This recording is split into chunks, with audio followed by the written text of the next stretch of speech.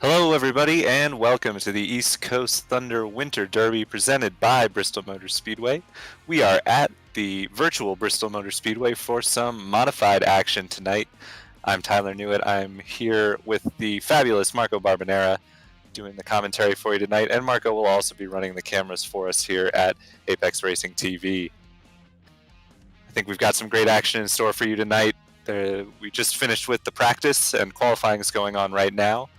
We had a quite tight race for the lead. I think the top 10 were within a tenth of a second. So we're going to see some pretty fabulous racing. The key here at Bristol, for a lot of the oval cars, the line at Bristol, as we see Ignacio Adames getting a little bit sideways there. The line at Bristol for a lot of the NASCAR cars in iRacing has been the top, but I think we're going to see a pretty wide variety here with the modifieds. I gave it a little test before today's broadcast just to see what it's like, and as you can see in qualifying, the quick line, at least at the start of the run, is on the apron, but I think we'll have some decent opportunity for multi-groove racing. What are you looking forward to tonight, Marco? Well, of course, you know, Bristol is always one of the racetracks, I think, in the NASCAR world and in the oval world in general. So, despite being super popular, it's the first time I'm actually able to commentate on something that is not, proper, NASCAR top 3 categories. So this is going to be certainly new. I've been commentating, of course, this series in the normal championship in the summer, and they were mostly going on some more, let's say, off the beaten path ovals, which were absolutely fantastic. So, but they also did some, some proper NASCAR racetracks. Like, for example, if I'm not mistaken, they were at. Oh dear, that's USA Speedway, which is not really a NASCAR, you get it. But this is the first time that they are going to, like, proper massive NASCAR oval. Well, massive for this cars, of course, it's the world's fastest half mile, no? So it's not that big, but look at that banking, look at the absolute, drop from the top to the bottom. And you are absolutely right. The more you go into the run, and we have to see, of course, how long the runs are going to be now. This is more or less the number of entries we had in the regular season in the summer, so 17 there or thereabouts. So I'm sure, there will be a bit of space on the racetrack, and the pace among a lot of the drivers is quite similar. But at a certain point, if we go to a long enough green flag run, Tyler, there's going to be some traffic management to do, and we know Bristol is one of those places where if someone in front of you makes a mistake, it's not out of the possibilities to be involved in their mistake without you having done anything wrong. That's for sure. Yeah, and I was just listening in on the drivers' meeting. These guys do not have any faster pairs tonight, so I think we might see people playing it a little safe to start. It's a 150-lap feature race tonight. As you said, this is not really a typical track for these sorts of modifieds. They generally stick to the flatter and sometimes shorter ovals. We see them as far as NASCAR tracks go at the New Hampshire Motor Speedway, but not often on the high banks of Bristol. So qualifying has just come to a close, and we'll go through the starting lineup. It is Corey Midget on pole. Lining up alongside him is Jason Ricker, just 13 100ths off. Or sorry, 13 1,000ths off. Billy Kruska in third, lining up alongside Jesse Baker on the outside of the second row. Trevor Catalano lines up fifth with Winston Deal completing the third row. Matthew Perry will line up on the inside of row 4 alongside Ryan Grassi. Thomas Capuano starts in ninth with Nathan Bryant lining up alongside. Kenneth Massa will start 11th with Jason Hand to his outside. Adam Lambert will line up 13th and Ignacio Adames in 14th. Tyler Catalano 15th, Carl Green 16th, and rounding out the field is Mike Buchanan in 17th. It does not look like Mike set a qualifying time, so we'll have to see if he makes the start. As you can see on the top, we have 2 hour and 13 minutes, 2 hours and 50 minutes limit, which will effectively start at the moment. It will reset itself at 2:15 when we get the green flag, but of course it's 150 laps, which I think will be the race distance that these guys are going to cover. So as the field is rolling, Tyler, it's 2 pace laps, so we can enjoy the sights and sound from Bristol Motor Speedway, this winter derby. So great to have you back with us, the guys of the East Coast Thunder, and having a chat with one of the protagonists of the regular season. There is Adam Lambert, Mr. 48, which I'm sure is going to be extra sad, given that Jimmy Johnson is about to partake in his final race as a regular full-time driver. But I think, oh, of course, look at that. Thank you, Jimmy Johnson 48 on the rear end of his car. So point in case, but you know, he will try to keep up the name of Jimmy Johnson. Of course, Adam Lambert, formerly known as Matthew Lambert, but he's still in with 48. Yeah, unfortunately, in the truck race today, I won't spoil anything, but the Jimmy tribute didn't have, I think, quite the race he was hoping for. As we're green, Corey Midget got a huge jump and left kind of the outside line there to dry. He's opened up a decent gap over second place Billy Kruska, and Trevor Catalano settles into third. They're still battling for fourth position, and I see one driver tumbling down the order. That is Matthew Perry, and that'll bring out the first yellow flag on lap number 1 here. Yeah, caution is out. Let's see what happened to Matthew Perry there. Not even the time for these drivers to stretch their legs, that we are back again under caution. He was on the inside. He put he put a bit of his car below basically the line between the apron and the banking, and so that unsettled the car. Luckily for him, no contact with the wall, and so his car seems to be pretty okay. And as you were saying, first yellow of the night, and the pace car seems like it's back on the track once again. No harm, no foul there for Matthew. It's interesting here at Bristol. You can actually hug the ride the apron with your left side tires a bit on entry and have it hook you around the corner a little bit, but I don't think you should be hooking those left side tires down there on exit, as Matthew found out, because you don't want the car hooking on you on exit. You want it tracking out. So just a small little spin for Matthew. The drivers are limited to 2 sets of tires tonight, so we'll have to see if Matthew takes to the pit lane to get some fresh tires, or whether he stays on the track and runs with the rubber he's got. But he's settled into 16th place. We see it looks like Ignacio Adames either did not take the start or had an incident at the beginning, and he's already out. Yeah, he's showing. Yeah, Tyler, you're right. He didn't even complete the first lap, according to our timing system, and I'm looking at him right now. So there he is the yellow car, number 38, very unique, and it was just next to our 48 machine that we were talking about earlier, and something must have happened, because maybe a connection issue, because he was... Yeah, perhaps a connection problem, a dropout. He was just there and then he wasn't, but... By the way, in the chat they are saying that, you know, taking it, playing it safe is not in the modus operandi of this league, but of course you, people don't know, but you are used to incredible levels of chaos, having been race director for several events of the Dinner with Racers iRacing Championship during lockdown, so you know everything about chaos and shenanigans. That's for sure, yeah. Quite a chaotic series. It's kind of what iRacing is great for, you know. You can there's no money on the line if your car gets damaged, so there's really no reason not to give it your all, I would say, to put it gently. As we're still scrolling around under caution here, it looks like the lights are off on the pace car, so we should be going green next time by, I would imagine. And the field is sorting themselves 2 by 2 The leader's chosen the inside lane.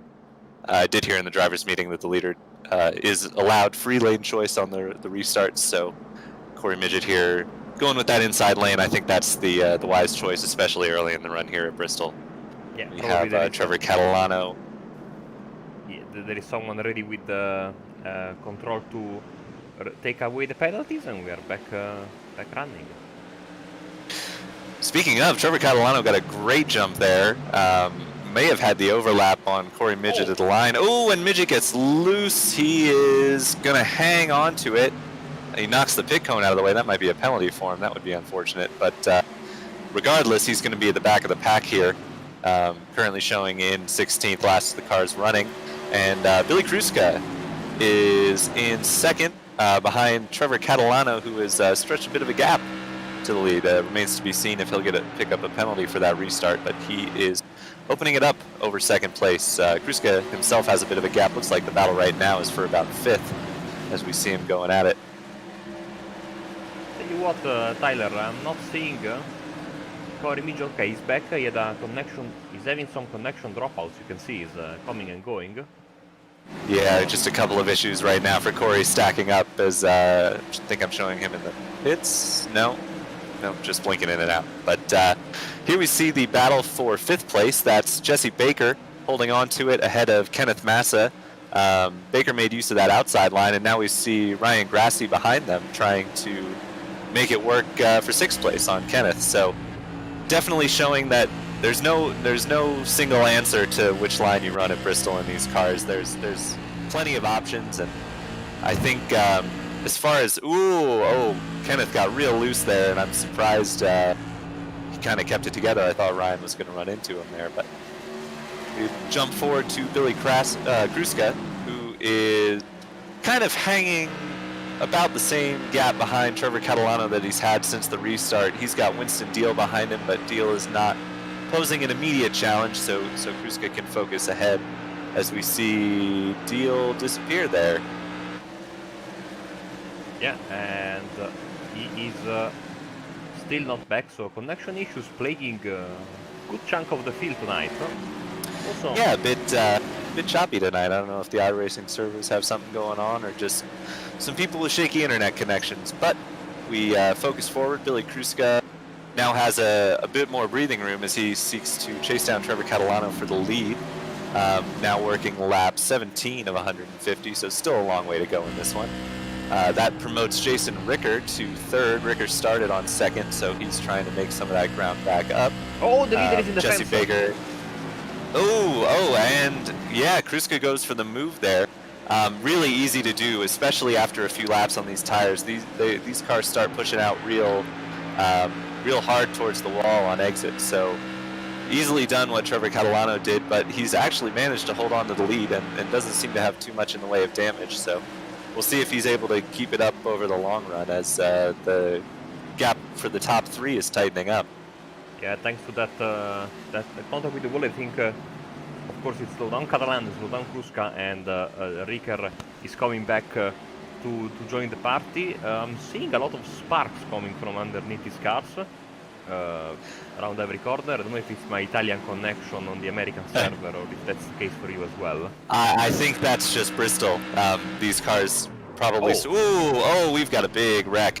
That's Corey Midget, the former leader of this race, as well as, I believe, Jason Hand and Tyler Catalano. So we are back under yellow here. This is our 2nd caution of the day. Bit early for pit stops. I wonder if we'll see any under yellow, but here's what happened. We're riding with Tyler Catalano.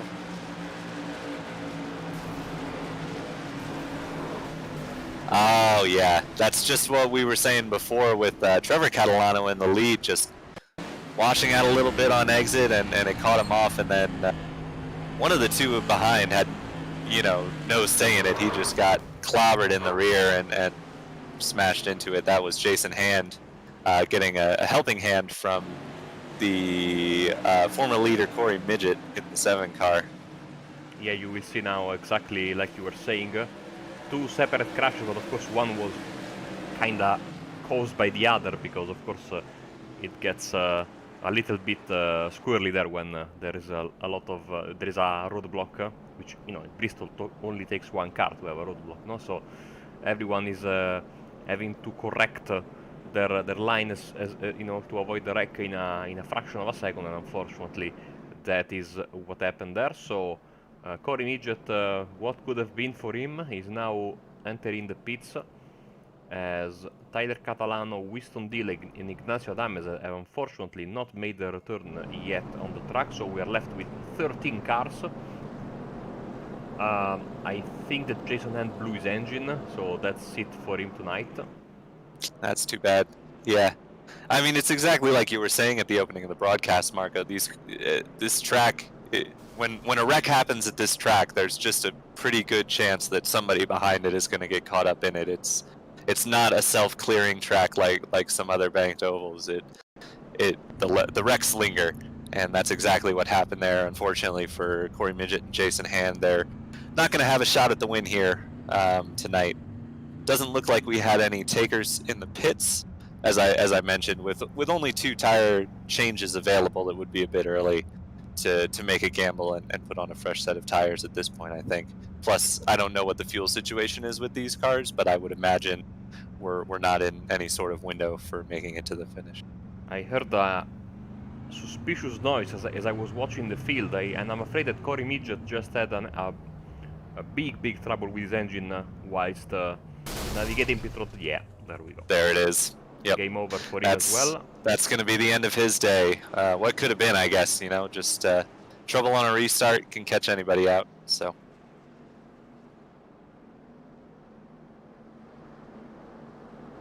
As the lights are out on the pace car, we're going to get this race back green. Trevor Catalano has chosen the outside line. That's the first time we've seen that tonight. He's got Billy Kruska lining up on the inside of row 1. Jason Ricker in 3rd, Jesse Baker in 4th as the pace car peels off. Catalano holding the field, and now he goes, but that caused quite the accordion back in the pack. We saw the 48 car almost get rear-ended there, but Catalano's got a huge jump. He timed that to perfection. So we see side by side for 3rd place. This is Jason Ricker and Jesse Baker. It looked like Ricker would prevail, but Baker's holding tough on the outside. It seems that top line is coming in here as the tires wear off, kind of like we expected at the beginning. You just you go for the longer track distance once you start to run out of grip. But with Massa, he has a perfect view of this fight for the top 4. There at the front you can see now Billy Kruska in the regular season has had a lot of speed, but he was always involved in some sort of mess. So now he's really having the best race. Oh, it's just to say that. And there's contact for the lead. Looks like Catalano will avoid major damage, but just as you were saying, Billy Kruska always seems to find himself involved in an incident, and he has once again. That was, I think, going for a gap that maybe wasn't there, as we'll take another look at it.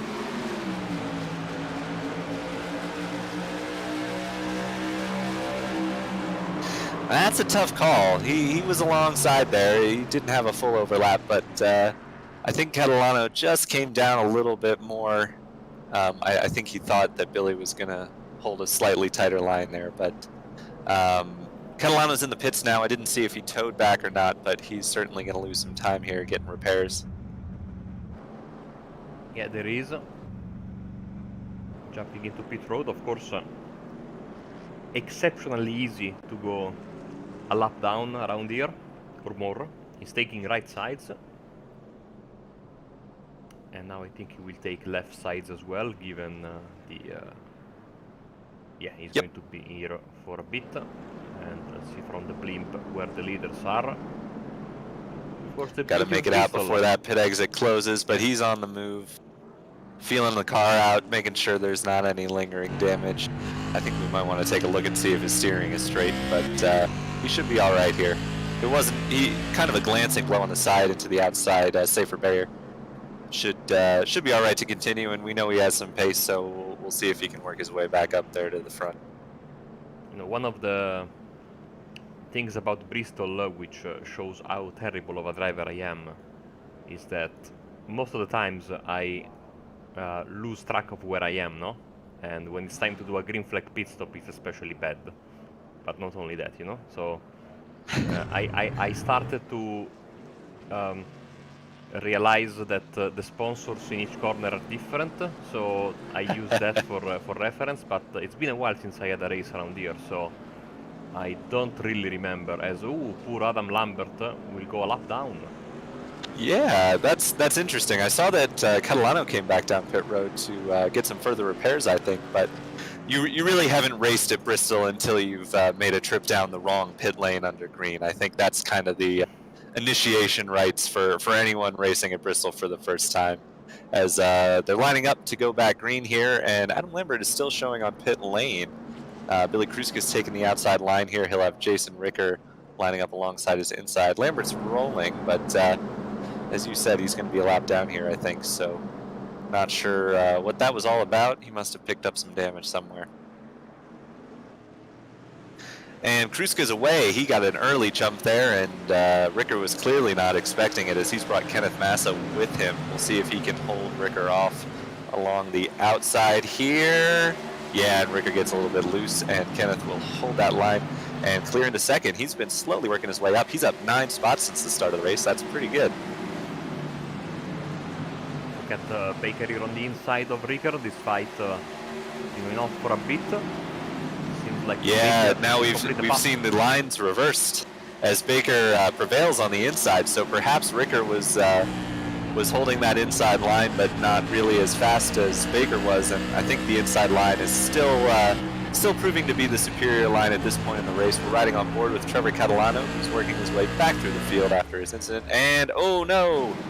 Just as we were saying, he was moving his way up. Jesse Baker's gone for a spin, but it looks like for the moment we are staying green. Yeah, the leader's coming around, so Baker's going to have to get a move on here. He's going to fall a lap down. I don't know if he had any damage there. Now the yellow flag comes out. That's not what Baker wanted to see. As he peels into pit lane, he must have a little bit of damage. I heard an engine explode. Oh, there he is, Nathan Bryant. Something must have happened to Nathan. Let's see if this is what got the yellow flag out. Oh no! Oh, just a little bit of quite a bit of contact there with the 21 car of Thomas Capuano. Who also blew his engine, so we have 2 cars out on the spot basically. Yeah, we are seeing a quickly thinning field here. Currently showing 9 cars still running. Oh, that's tough. There's nothing Capuano can do there. He's as close to the wall as you ever want to get, and I don't know if the 149 thought he was clear or he was just trying to get the 21 car to back off, but he was not clear, and his race is over because of it. We saw Adam Lambert get a lap back here, so we should have all 9 of our still running cars on the lead lap. Not sure if Kruska was faking for the pit lane there, or he was just riding the apron for fun, but still seeing lights on the pace car, so it'll be at least another lap here. So, thankfully the wind is playing nicely tonight, but I remember during one of the races in the summer, we had 2 or 3 wrecks one after the other, and there was plenty of blown engines, and the smoke was the wind was blowing the smoke all the way on the start-finish straight, and so for the next like 10-15 laps the cars were running just like looked like northern Italy on a winter morning with basically fog and more fog. It was quite a sight to see, but thankfully tonight I think let's take a peek at the weather, and yet that wind is basically non-existent tonight, Tyler. Yeah, that'll I don't think we're going to get fogged in here at Bristol, hopefully, but I've just looked in the chat and seen a comment from Winston Deal saying, great time for my iRacing to crash for no reason, so we know why the 2 car is no longer with us. Looks like he's going to finish 16th unless he gets back in and runs some laps, but Jesse Baker, it looks like, is continuing, if I'm not mistaken, but at this point he's 4 laps down. Nope. He's gone. Okay. I thought he was showing on track. That's my mistake. But so that leaves us with 9 cars, all on the lead lap, but a bit of a thinner field to get to the end of this race. As the cars are, the modifieds are going back on the start-finish straight, this will be the one to go signal. And yeah. Kruska has chosen the outside line once again. It worked out for him last time, so no reason not to do it once again this time. Instead of Ricker, who's now back in 3rd place, he'll have Kenneth Massa lining up alongside. So far, the cars lining up on the inside have not been too wise to the leaders' tactics. On the restart, we'll see if Massa does any better here. And especially in a tight track like this, it's even more difficult than usual to notice when the leader is starting, when the leader is the car next to you, no? So it's really difficult. As Kruska is gone, Massa doesn't lose too badly. It helped that the outside lane didn't really go with Kruska, but yeah, as you were saying, Marco, it's really difficult, especially if you're not running VR or triples. You can't really get a good look at the car that's controlling the restart on the outside, so you're kind of at the mercy of if you've got a spotter, that can help, but otherwise it's just as soon as they appear in your field of vision, that's when you go. As we've got the battle for 3rd going on, Jason Ricker has been loose a few times tonight, and I think he's going to be loose a few more before this race is over, but he loses 4th place to Ryan Grassi now. Trevor Catalano has worked his way back up into 5th place as he continues his march back towards the front. We see the 48, who recently got his lap back, battling his way forward as well around the outside of Matthew Perry. Oh, he got awful close to the wall there, but he holds on to the position. We see Catalano working to make a move on Ricker, but Ricker goes just a bit defensive. Very close there. Surprised there wasn't a little front to rear contact, but he's got the inside line now, and I think he's going to prevail. It seems Ricker is just slipping back a little bit. Perhaps hasn't been as kind to his tires as some of the other drivers. Of course, Catalano does have a fresh set of tires from stopping after his incident, but that may come back to bite him later on in the race. We're only a third of the way through now, so if drivers were to specifically plan their strategy around taking tires, this is when you want to come make that first stop. But of course, if you're trying to, you can't pit under green at Bristol because you'll go several laps down unless you are just at the end of your fuel limit and everyone else is pitting as well. Lambert has been during the season Mr. Reliable, despite not always having the pace. He has been in the lead of the championship for a good chunk of the season, just because of his incredible safety and in avoiding incidents. I don't want to jinx. Oh, as soon as you say it. Oh my goodness. Massive wreck. Caution is out. Oh dear. I'm sorry. You saw that one coming. I think Ricker hadn't quite been able to hold that inside line, and I think some of the drivers behind were getting a little bit frustrated. But the fact of the matter is, if you go for that move, you know the hole's not really going to be there. We'll get a replay here, but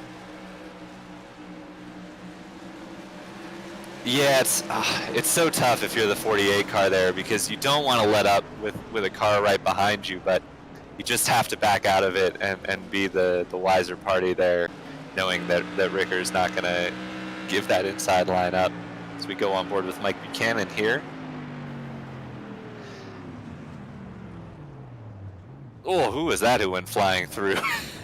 Goodness, they escaped by the skin of their teeth, but Buchanan much more sensibly working his way through the wreck past the flipping Jason Ricker. Trying to identify the flipping car, which was maybe Matthew Perry? Ah no, it was... It was Ricker who flipped. Yeah, Perry... Yeah. Probably picked up a little damage there, but really he was just an innocent bystander in a wreck that wasn't any of his doing. We've got quite a few cars on pit lane there.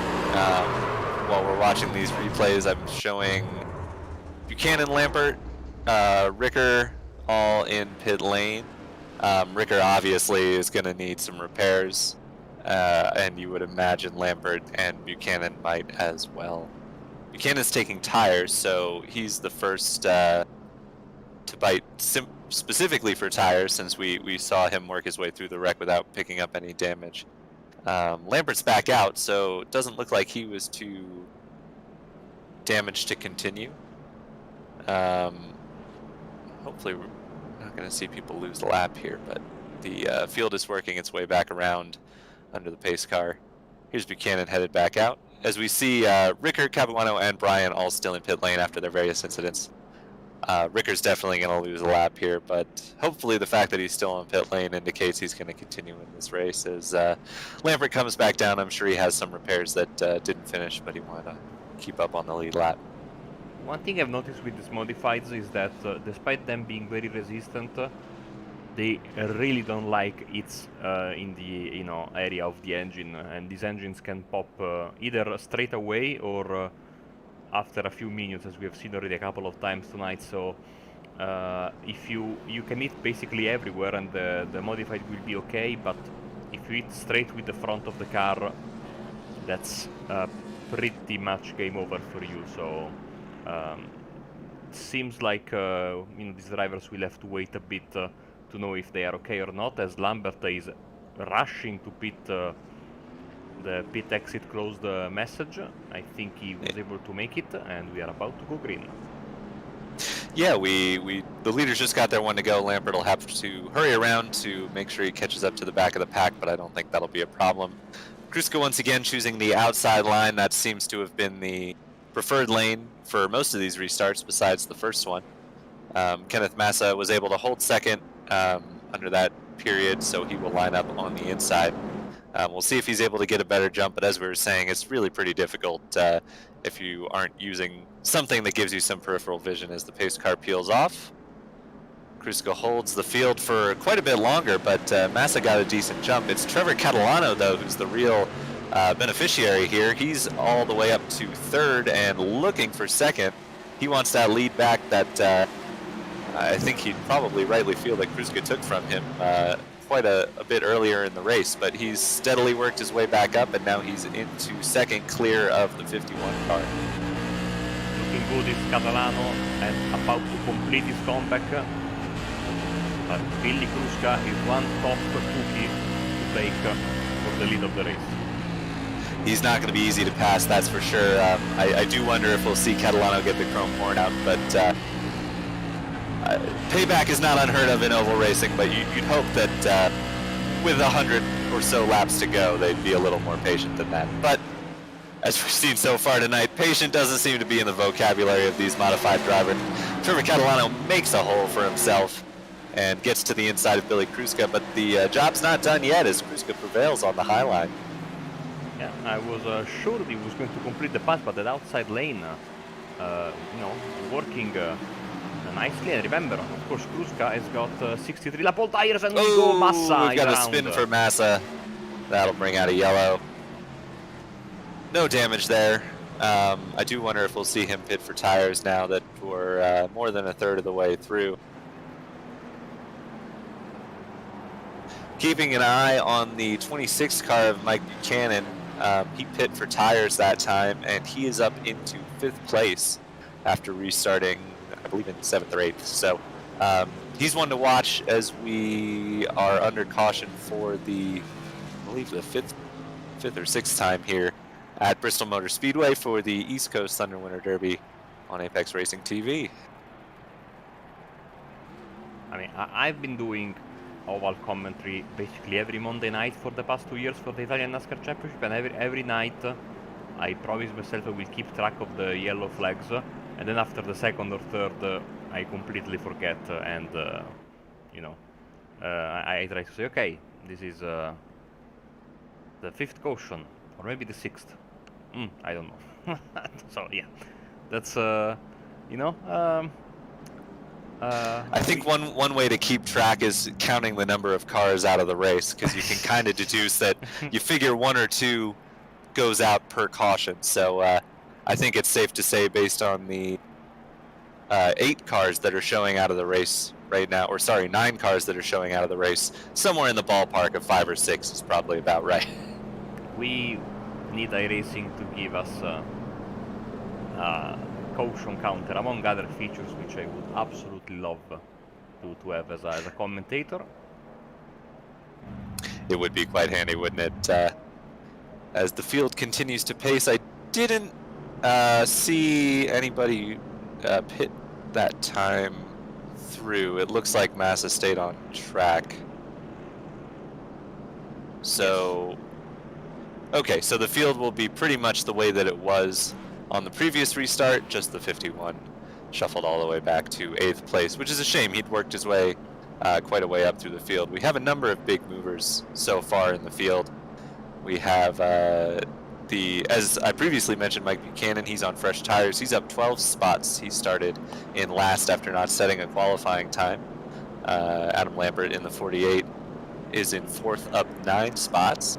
Carl Green in the 86 is also up 9 spots in P7. And as I mentioned before, Kenneth Massa was up quite a few spots as he started in 11th, I believe. But he now sits 8th after his spin. We've got 1 lap to go here. The lights are out on the pace car. Kruska once again chooses the outside line. This will be I think the most interesting restart of the bunch so far, because Trevor Catalano lining up on the inside, we know is quick. We know he's made the move on Kruska, and we know he's led already. So if he can get a good jump here, I think we might see a battle for the lead going into turns 1 and 2. Let's see this restart from the chopper ready. Let's see who gets the better start. Here we go. Pace car dives to pit lane, and Kruska's gone. Catalano got a decent jump, and he jumps up in front of the 48. Lambert had no choice but to get on the brakes there. Bit cheeky there from Catalano, but no harm, no foul. All's fair in oval racing, I think, especially at Bristol Motor Speedway. So Kruska sets off. He's got Catalano in tow with Lambert, Grassi, Buchanan, Perry, Massa, Green, the remaining runners, all on the lead lap, and all single file at the moment. Yeah, cooler heads are prevailing for the time being. We'll see, of course, how long this will continue, as basically you see Buchanan is not. There is some Grassi. Yep, Grassi is blinking in and out. And Buchanan is looking to take advantage in the 26 car. Oh, that was a slide there from Grassi, and Buchanan was almost an innocent bystander once again. But he has pulled up alongside the 4 car. But as we've seen, that high line is just starting to come into its own. You can make a... Oh, that's the leader. That is the 6 car, and the 26 car spun trying to avoid him and has blown his motor. That's going to be the end of Buchanan's day. So count another commentator's curse up there after singing Buchanan's praises. Billy Kruska spinning from the lead will get a replay here. I wonder what could have happened there. He went very high in the catch fence. I have no idea. Maybe he lost the car because it really went flying through the air, and this is the wrong replay. I think it was. I think that's earlier in the race. This is the right replay. So Catalano was making a move. Kruska was trying to make the high line work, and Massa was spinning out behind them. I think that was the prior caution. This is the wrong replay again. Yes. Okay. Yeah. Third time's the charm. Third time's the charm. So it's tough because it's Kruska and Catalano again. And how many times have we seen this today? The car on the inside just gets a little bit of a better run through the middle of the corner and gives sends the car in front for a spin. So we'll have to see if Kruska is able to continue here after that contact from Catalano. And Buchanan just trying to hug the inside line to avoid the spinning Kruska and caught too much of the apron and spun himself around. And unfortunately, that's going to be the end of his day. Those engine repairs are usually not done in time to continue racing. As we've got a number of cars on pit road taking tires here, we're just about the halfway point of this race, so we should see the cars that pit now able to make it to the end. There's a decent chance these cars can make it the whole way on fuel. I just don't know, but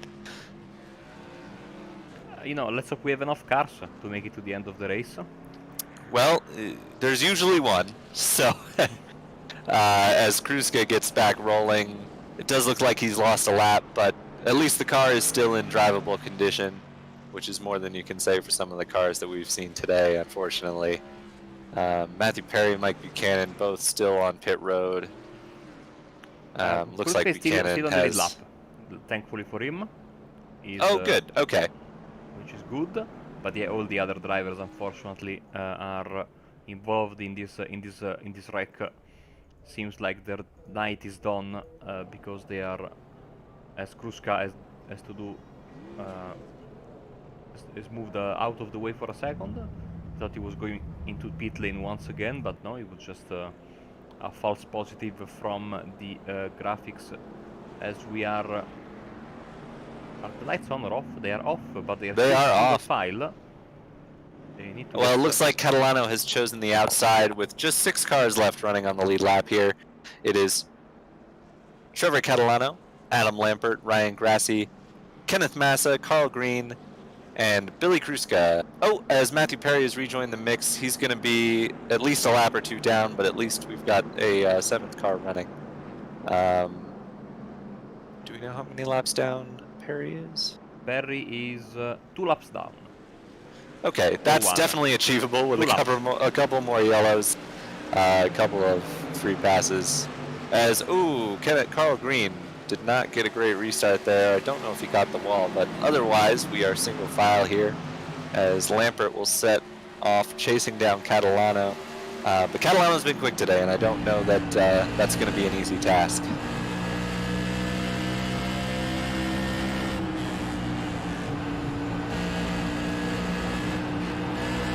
As we ride on board with Billy Kruska, he's working his way back through. Doesn't look like the damage is affecting his car too much as he looks to make a move on the 4 car of Ryan Grassi. He's also got Kenneth Massa nipping at his heels. Massa, you could say all of these cars were running up front earlier because they all were. It seems like the field has sifted its way front and back multiple times at this point, and pretty much everyone who's still running has run up front and run at the back at one point or another.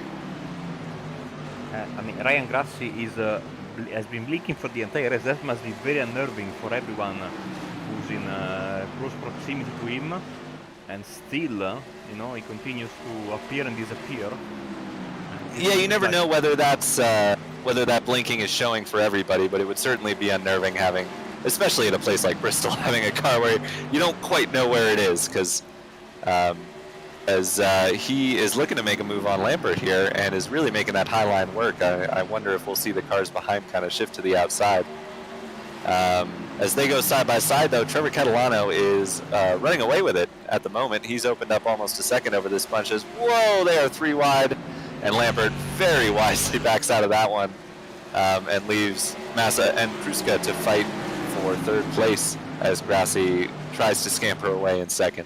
Also, every time Grassi disappears and reappears, he comes back in a puff of smoke, Back to the Future style, no? So if you're looking at something else and we see the puff of smoke, I always think, oh, there's been a crash, and then I realize, no, it's just you know, a car reappearing from the void. Perhaps he's just got a time machine in there and he keeps hitting 88 miles an hour and reappearing back at the right time. But that'll eat up your fuel pretty quick, so we'll have to be careful about that. As we look at Trevor Catalano, who continues to gap the field here. Doesn't really seem to be much that anybody can do. It's not that Grassi is far off his time. He's within a 10th or 2, but in 150 laps around Bristol Motor Speedway, that'll add up. As the battle for 2nd rages on, despite the somewhat diminished car count at this point in the race. It hasn't stopped these guys from battling very hard for the positions that are left here.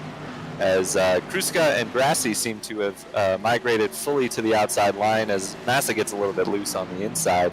I think we will see that inside line continue to move away for the quick guys. But Kruska now up into 3rd and looking to make the move on Grassi for 2nd. Of course, as soon as I talk about how the outside line is working, Kruska has to go and make the inside line work just to prove me wrong. I wouldn't be surprised if there's some contact here because Grassi appearing, oh, there we go. Little bit of a door bang, disappearing and reappearing. Some of the drivers might go a little bit too ambitious on him, and then poof, he reappears, and there could be some contact. It looks like Kruska could be able to complete the pass, but now look at that outside lane, working a bit better, still side by side, with Massa waiting in the wings, and maybe now Kruska is able to complete the pass. That's a good move by Kruska. He made that inside line work as Grassi tries to make the outside come back, but instead he's going to be forced to battle it out with Kenneth Massa. It's interesting how the blinking works because sometimes it can make we see netcode incidents. Oh, as there was the contact, just as I was talking about it. Contact between Kenneth Massa and Ryan Grassi. Just a little bit of side-by-side contact, but it was enough to upset Grassi's car and put him in the wall there. So we have a caution. This will not be good news for Catalano, who is pulling away bit by bit, and that created a nice gap. And Catalano goes for the pits, same, and he is the only taker, I think, at this moment. And of course, I think he will use his last set of tires, because he already used one earlier in the race. Yeah, I would imagine so. This would be him stopping for a change of tires. Interesting call here at this point in the race, but he was pretty handily in control. If I were him, well, this is why I don't make strategy calls, but if I were him, I would be sitting out in front and holding on to that precious track position, but perhaps he saw Kruska closing in rapidly, moving his way through the field, presumably on fresh tires, and decided that he wanted to even the playing field with him. So Catalano makes his stop, also showing Adam Lambert in the pits at the moment. Yeah, and also Carl Green, so all these drivers are taking... I tell you what, Catalano is about to go a lap down. He is. And I would imagine he entered a closed pit. Oh, that's... Oh, he's going to have to let him go back by. Oh, that is tough for Catalano. Perhaps he had some damage from earlier in the race. He was trying to get fixed and just cut it a little bit too close, but he's going to be a lap down as we go back to green here, and that is, well, no. No, he's getting waved back by. Perhaps, I wonder if one of the race administrators waved him by there.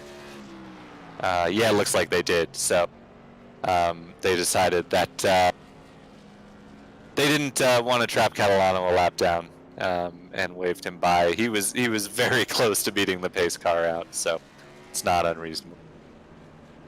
Let's see, Lambert is still in the pits, Grassi of course still in the pits, Kruska has gone by, so so Lambert will lose the lead lap once again.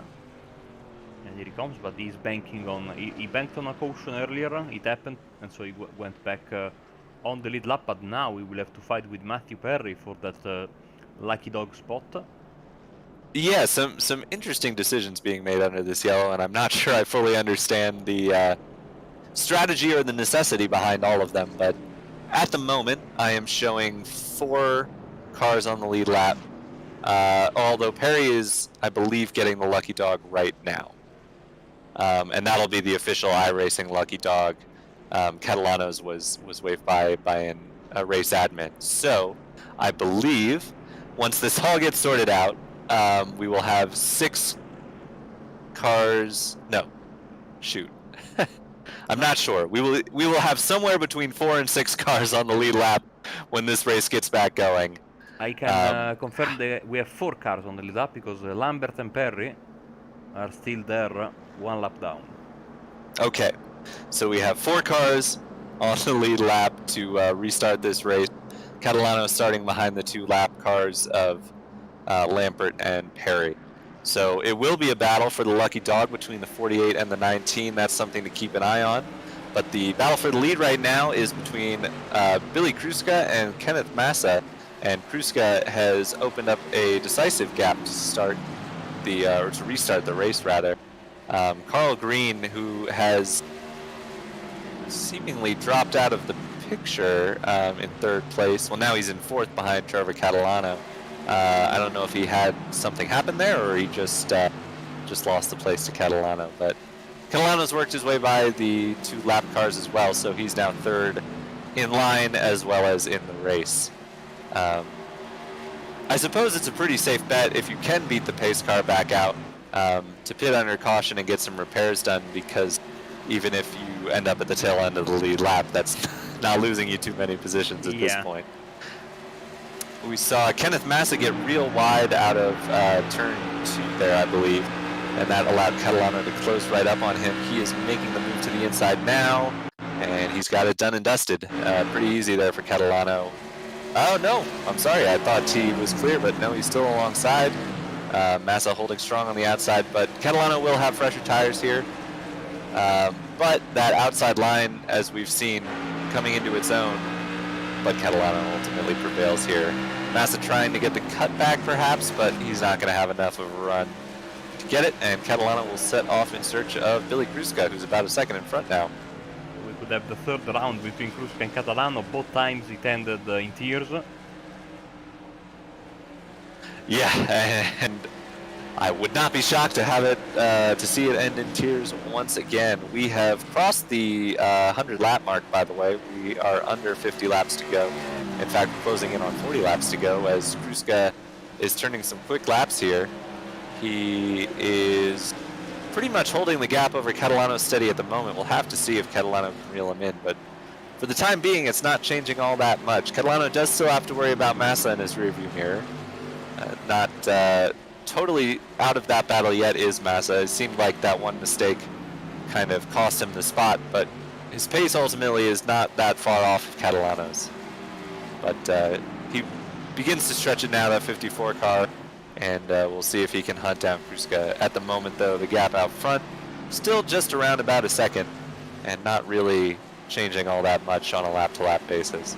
Yeah, balance has been slightly tipped in favor of Catalano last couple of laps, but as you can see, it's few hundreds of a second each time by, so not much. And again, 36 100ths of a second, which in the grand scheme of things they are not much, as this lap it's back to a little gain for Kruska. So this is not I mean, Kruska has got 20 lap older tires, even though with the caution etc that we had in the middle, but now as I say that, here we go, Catalano with almost a tenth of a second taken away. Let's see if he can keep up the trend. Almost a tenth of a second. Can you believe it? It's crazy, the margins we talk about, but it really is significant here. I mean, it looks like a lot because it's probably the biggest gap a leader has had all race, but it's just a second. And if Catalano can string a few more of those laps together, as he loses just a hair that lap, if he can string a few more of those together, he'll be there before the end of the race, and he is net gaining on Kruska for the time being. Of course, this strung out green flag running is exactly what Adam Lampert and Matthew Perry did not want to see, as they find themselves trapped a lap down and unable to really do anything about it. Carl Green isn't going as quickly as the top three, so there is, of course, the possibility that they could overtake him before this race is over, should it stay green. But for the moment, we see there's Carl Green in that lovely shade of purple, the purple people eater, riding around in 4th place. But sometimes, that's what you do. You survive and you make laps, and Green up 12 spots from his starting spot in 16th, and I would be pretty happy with that day, wouldn't you? Yeah, absolutely. Right on board with Catalano. He's got the gap down now to about 0.6 of a second. You can see visibly that gap is closing. He's chasing Kruska down hard, and it's going to be within a half a second in a lap or two, I think, as he continues to chomp away. He's just able to hug that apron a little bit tighter than Kruska is. Kruska riding about a half a car width up the track, maybe a car width up, cutting it back down there, but Catalano just seems to be a little bit hooked up right now. Don't know if that's the fresher tires or just the way that Catalano's driving the car, maybe taking it a little easier in, but getting that better run through the center and closing it as we go. As we see the gap is now within half a second and steadily closing. So definitely seems like Catalano has the upper hand here, with just about 27 laps to go. So this race continues to fly by. The laps, they go quick at Bristol. It's a 14-second lap. So the race is not over yet, but it is quickly drawing to a close. Massa has dropped off from this group. He's some 3.5 seconds behind. But right now it is all Trevor Catalano as he sets in search of Billy Kruska. And Kruska, you can tell, is pushing it, but that's not going to help him here. You got to keep that car under control. And keep, I think, the inside line. I think that's going to be the key here. I don't know that Trevor Catalano can get through if Kruska holds that inside line nice and tight. And you can see now on the top left of our overlay for the mathematically challenged people like me, since we are towards the end of the race, of course, the counter has switched to the laps remaining, which is I'm very thankful for. And 25 now, 24 to go, and I mean I think we can remove the comparison of the gap because it's ooh, a little bit wide there was Kruska, and in the inside comes Catalano, just like you were saying, he's not holding the inside, and this basically the door is wide open. Yeah, that seemed to be Kruska's downfall. He just couldn't quite hold the inside line as well as Catalano could. That's where he was making up all his time, and that's where he makes the pass. Meanwhile, I am hearing some comments in the... we've got a... Oh, no! Oh, poor Carl Green just did not slow down there. You need to check up when you're coming onto a wreck site. But I was hearing, just before that caution came out, some comments on the driver chat. It sounded like the 6 car may have been a bit short on fuel, so he will be loving this. So just a solo spin for Kenneth Massa, and as he is getting himself back on track. Yeah, Carl Green just thought he was going to move to the high line, and he didn't, and that's tough. But frankly, in my opinion, you should be probably checking up a bit more when you're approaching the wreck. You know, the caution had been called at that point. There's nothing to gain by hauling it around, so.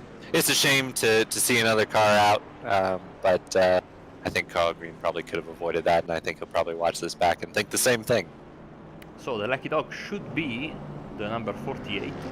Billy Kruska is in the pits for some, as you were saying, probably fuel top up. I mean, he's been there for a bit, so let's see if he has done tires as well. Yeah, I can't imagine not taking tires unless at this point he has already used up his allocation, but... Oh, did he have a penalty? This was his second stop, so I think I think he had another set of tires left.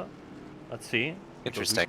We caught his pit stop very late in the proceedings, so you know, if you take tires, usually it's as you can see, a bit of a smoke show there in the on pit road, but I think we'll see him get up on one side and change the tires. Yeah, perfect. Yep, so. There it is. Also of note, it looks like the admins have made the decision to wave by any still running lap down cars onto the lead lap, so we should have all remaining running cars on the lead lap for this last sprint to the finish. Apart from poor Ryan Gracius, 20-something laps down, so I think he will not get this... I see, yeah.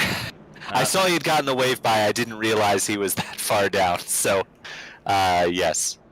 So it looks like it'll be a 4-car sprint to the finish, as Matthew Perry, I believe, is working his way through...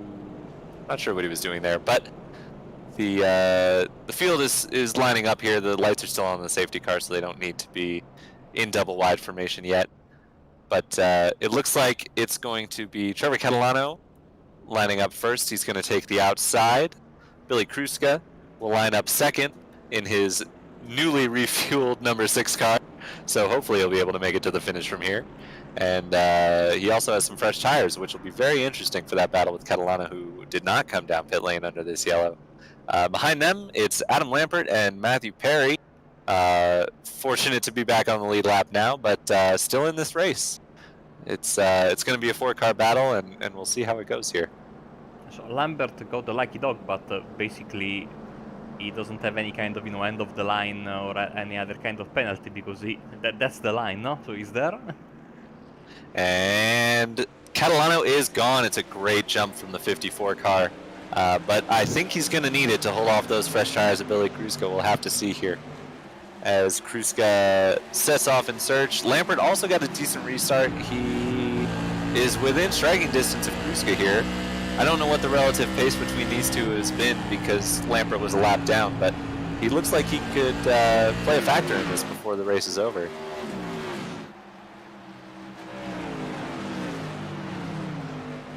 as Catalano comes around to take 15 laps to go. We are getting into the home stretch here at Bristol Motor Speedway. This is the East Coast Thunder Winter Derby presented by Bristol Motor Speedway.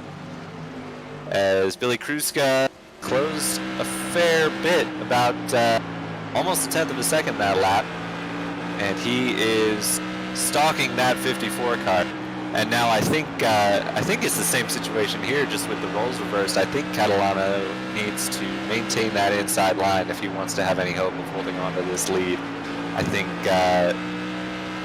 Kruska's going to be too quick if he gives him an opening on the inside, so he's going to have to make him earn it the hard way around the outside.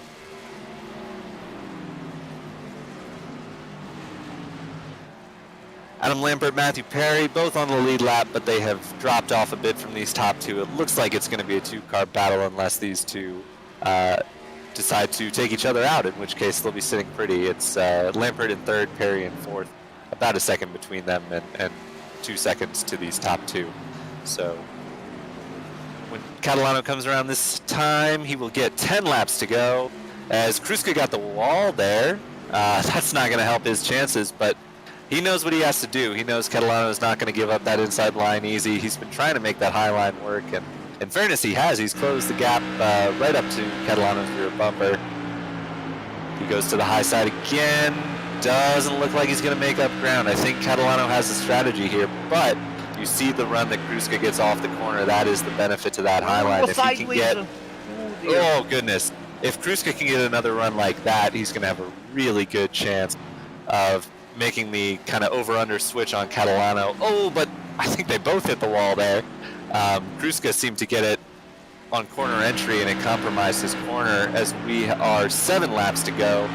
Kruska looking for a way around. I think he probably understandably doesn't want to get the lead this time by spinning out, as we have seen several of the lead changes tonight happen with some contact between second and first place. But he's really trying to make that high line work. I think the way to do it is to get right up close, get a nice run off the top line, and cut it back down to the inside before Catalano can cover. But he just hasn't quite had that perfect run yet, as he gets right up onto the rear bumper of Catalano. We have 5 laps to go here at Bristol Motor Speedway. Oh, nearly some contact there. Fortunately, these cars have very skinny noses, so not at major risk there. But Kruska, again, right up on Catalano, but what can he do? He can't get the run to the inside, and without that inside line, I don't think he's got a chance at this win. He needs to go for it because 3 laps at Bristol are basically, a second, more or less. Under a minute to go here, I think, is the way to say it. It'll be 2 to go, and oh, he's got the overlap on the outside. Can he make it stick? 2 laps to go at Bristol Motor Speedway, and oh, just inches away from contact there. It doesn't get much closer than that. As Catalano runs wide a little bit, he knows that Kruska's got the fresher tires as they get the white flag. They're side by side. They've been side by side. A little more contact. Oh, this is going to be close as we head into 3 and 4 for the final time. Who's going to make it stick? Kruska's got the run, and it's Kruska as they spin across the line. Billy Kruska. What a run to the outside of Trevor Catalano. What a finish. Classic Bristol Motor Speedway. Fantastic racing. It reminded me of a classic finish at Bristol from many years ago when Dale Senior turned, was that Bobby Labonte? Terry Labonte on Terry. It was Terry. On the start finish, on the that was the time he turned on the start finish line, and so Labonte went on to victory lane with basically the car, smoke everywhere, etc. No, but that time he was able to hold on, unlike the other time when he wasn't really trying to, he was just trying to rattle his cage, no, but. Yeah. As we see some donuts from Billy Kruska there, just great and fair racing, I think, is the key there. Catalano, they made a little side-to-side contact, but that's Bristol. Catalano was really struggling to hold the inside there. I think he knew it was a losing battle, and ultimately it was, as Kruska does some lovely donuts, parks it at the start-finish line. what a finish, what a race. Really happy to be able to call that. And, it's a little unfortunate that there were only 4 cars running at the finish, but at the same time, it kind of shows that you don't need a full field to have some stellar racing and an incredible finish. And we have on the screen the results for tonight's event, and then we'll have a quick chat with our winner. Billy Kruska wins by 58 100ths of a second. 58 1,000ths of a second, if you're going to call it that way, over Trevor Catalano. Adam Lampert in 3rd, Matthew Perry in 4th. Those are your 4 runners at the finish. And then we get into the list of drivers who didn't make it to the end, starting with Kenneth Massa in 5th. Ryan Grassi comes home 6th. Carl Green in 7th. Mike Buchanan in 8th. He had a tough end to his day. Jason Ricker ended his day on his roof, and 96 laps down in 9th place. Thomas Capuano came home 10th. Nathan Bryant in 11th. Jesse Baker 12th. Corey Midget, who led early and started on the pole, I believe, winds up 13th. 126 laps down. Tyler Catalano comes home 14th. Jason Hand 15th. Winston Deal, who had a iRacing crash, comes home 16th. And Ignacio Adames didn't complete the first lap, and he will come home in 17th position. Did I tell you I'm mathematically challenged, no? So, to be fair, it is 10 minutes to 6 a.m. here in Italy, so, So you should be fresh as a daisy. Yeah, you are right. Unfortunately, I have no excuse.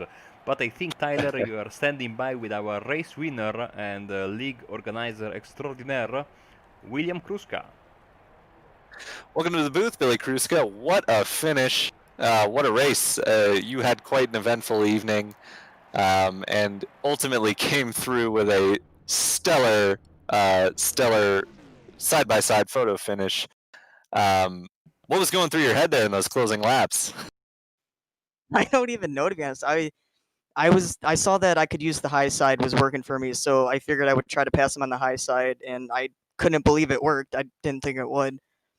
But I was trying to wait for that moment, and it just finally came to me, and I just can't believe I passed him. Because me and him, even in our weekly series, me and him and his brother, we battle all the time, get into each other all the time, so it's always fun racing with him.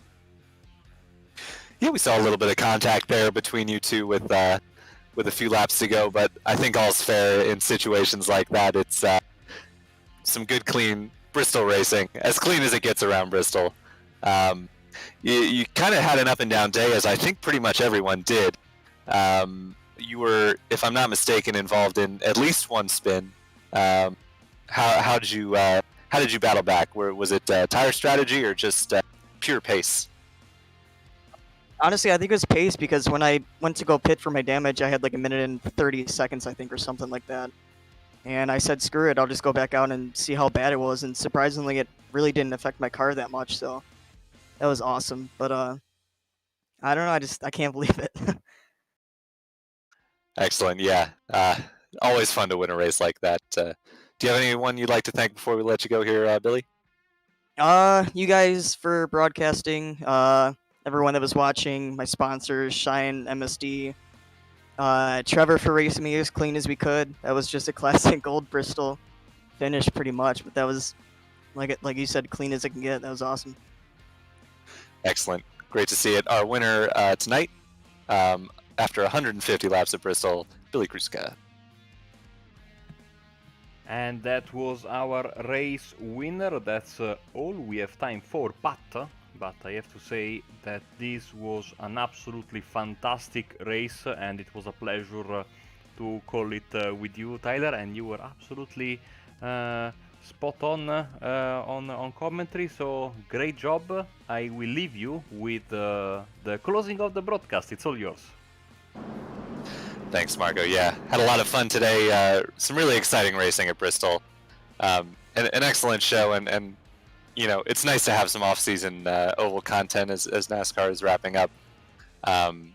Great fun. What a finish. I mean, just absolutely phenomenal. Clean, close battling between Billy Kruska and Trevor Catalano. It really doesn't get much better than that. Yeah, thanks for watching, everybody. Thanks to all the competitors. This has been the East Coast Thunder Winter Derby presented by Bristol Motor Speedway. here on Apex Racing TV, and we hope to see you next time.